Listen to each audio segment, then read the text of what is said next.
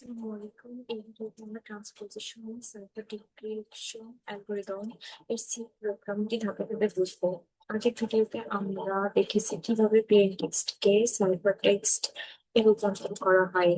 এখন আমরা ঠিক তার উল্টো কাজ করবো, অর্থাৎ সাইফার টেক্সটকে প্লেন টেক্সট বা অরিজিনাল টেক্সটে রূপান্তর করবো। এই অ্যালগরিদম কোনো অক্ষরের মান পরিবর্তন করা হয় না, শুধুমাত্র অক্ষরগুলোর অবস্থান পরিবর্তন করা হয়। এটি ট্রান্সপোজিশন সাইফার অ্যালগরিদম নামে পরিচিত। ফার্স্ট অফ অল এখানে হেডার দেওয়া আছে, আহ, যেখানে studio.h ব্যবহার করা হয়েছে ইনপুট এবং আউটপুটের জন্য, আর string.h ব্যবহার করা হয়েছে স্টারলাইন ফাংশনের মাধ্যমে সাইফার টেক্সটের দৈর্ঘ্য বের করার জন্য।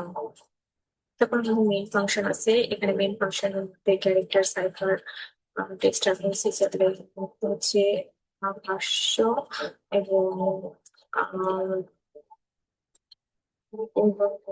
যে আমাদের মধ্যে মেইন ফাংশনটা এই প্রোগ্রামের প্রধান ফাংশন প্রোগ্রামের সকল নির্দেশনা এখান থেকে কাজ করবে। এরপরে কিছু ভেরিয়েবল ডিক্লেয়ার করা হয়েছে। সাইফার যে ক্যারেক্টার সাইফার যে 500, এটা সাইফার টেক্সট সংরক্ষণ করবে। দেন হচ্ছে কি কতটি কলাম ব্যবহার করছে তা সংরক্ষণ করবে। লেন সাইফার টেক্সটের মোট দৈর্ঘ্য সংরক্ষণ করবে এবং ম্যাট্রিক্স এর মোট রো সংখ্যা নির্ণয় করবে, এবং কে সাইফার টেক্সটের পুরো ম্যাট্রিক্সটা বসানোর জন্য ইন্ডেক্স হিসেবে কাজ করবে। যে সাইফার টেক্সট ইনপুট, এখানে ব্যবহারকারীর কাছ থেকে সাইফার টেক্সট ইনপুট নেওয়া হবে। আমরা যে এনক্রিপশন সময় আমরা একটা প্লেন টেক্সট দিয়েছিলাম, সেটার পরিবর্তে আমরা একটা সাইফার টেক্সট পেয়েছিলাম। ওই সাইফার টেক্সটটাই আমরা হচ্ছে এই সাইফার টেক্সটের ইনপুট হিসেবে ব্যবহার করবো।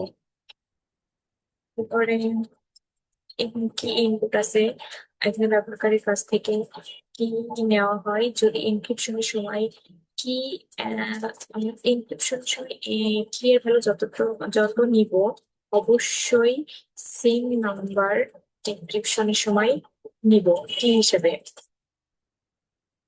আর এখানে সাইফার টেক্সটের ব্যবহার করেছি লেন্থ, স্টার লেন্থ, সাইফার বা স্টার লেন্থ ফাংশনের মাধ্যমে সাইফার টেক্সটের মোট অক্ষর সংখ্যা বের করা হয়। তারপরে রো ক্যালকুলেশন করা হয়েছে এই ইকুয়েশনটার মাধ্যমে। আহ পরে এখানে ম্যাট্রিক্স ডিক্লারেশন করা হয়েছে, ডিক্লারেশন করা হয়েছে এখানে দুই মাত্রিক অ্যারে তৈরি করা হয়েছে, সেখানে সাইফার টেক্সট রাখা হবে।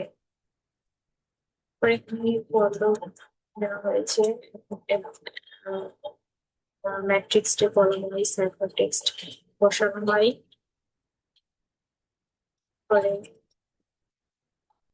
ডিসক্রিপশন টেক্সট, ডিসক্রিপশন টেক্সট আছে শুধুমাত্র, এটি শুধুমাত্র ডিসক্রিপশন টেক্সট ডিসিপ্লিনে দেখানোর জন্য ব্যবহৃত হয়। ম্যাট্রিক্স কে রুল ওয়াইজ করা হয়, যে যে কি ভ্যালুটা নিব সেটা সব থেকে স্মল ইন্ডেক্স স্ট্রাকচারে এক ভাগ করে আমরা অনুসারে করবো। প্রোগ্রাম যখন রিটার্ন জিরো দিয়ে দিবে, এটি নির্দেশ করে প্রোগ্রামটি সফলভাবে সম্পন্ন হয়েছে। তো ট্রান্সফরমেশন সাইফার টেক্সট ডিক্রিপশন অ্যালগরিদমটি ব্যবহারকারীর কাছ থেকে সাইফার টেক্সট নেয়। এনক্রিপশনের সময় ব্যবহৃত একটি কি ইনপুট নেওয়া হয়, সাইফার টেক্সটের দৈর্ঘ্য বের করা হয়, রো সংখ্যা নির্ণয় করা হয়, সাইফার টেক্সটকে কলাম ওয়াইজ ম্যাট্রিক্সে বসানো হয়, এরপর ম্যাট্রিক্সকে রো ওয়াইজ করে অরিজিনাল প্লেন টেক্সট বের করা হয়। শেষে রেটিং হিসেবে ব্যবহৃত এক্সাম্পল গুলো বাদ দেওয়া হয়।